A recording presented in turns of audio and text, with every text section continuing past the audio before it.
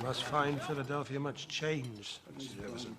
More change than I could have imagined, Mr. Hamilton. Not the city itself. All cities swallow everything in their way. That's no surprise to me. That's why I abhor them. But I've been, as you know, in revolutionary France, where the streets are filled with the songs of liberty and brotherhood and the overthrow of ancient tyrannies of Europe, and to return from there to this, our cradle of revolution, and find the dinner table chatter is all of money and banks and authority is an unwelcome surprise. Unwelcome, perhaps, but necessary. I must admit, Mr. Hamilton, I'm A little uncertain as to the purpose of the Treasury Department.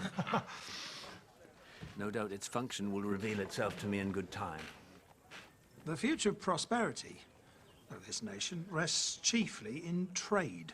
Trade depends, among other things, on the willingness of other nations to lend us money. And how would you propose to establish international credit? Our first step would be to incur a national debt. The greater the debt, the greater the credit. And to that end, I have recommended to the President that Congress adopt all the debts incurred by the individual states during the war through a national bank. The idea being that if the states owe Congress money, then other nations will feel more inclined to lend it to us. If the states are indebted to a central authority, it increases the power of the central government. You have it exactly. The greater the government's responsibility, the greater its authority.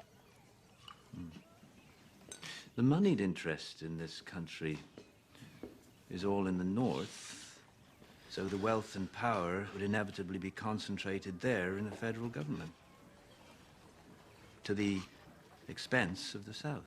If that is the case, it is unavoidable if the Union is to be preserved.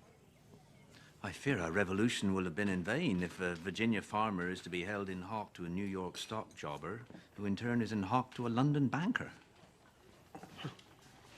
The opportunities for avarice and corruption would certainly prove irresistible. Well, there you have it, as I have heard said. If men were angels, then no government would be necessary. Well, sadly, that is very well said. But there can be no question. Our nation cannot bind together without powerful central government. But we must also accommodate the needs of our constituent states, both North and South. The power of one must check and balance the other. And to that end, we must dedicate all of our energies and our care.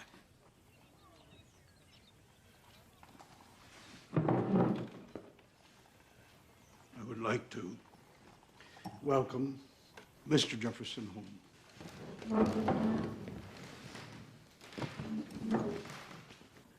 Mr. Secretary of State. Here. Mr. President, gentlemen.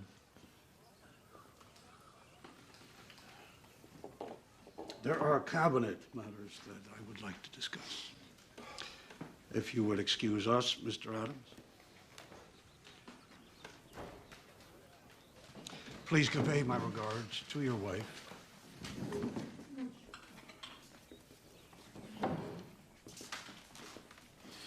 Gentlemen. John. Mr. President. Mr. President, and nothing more.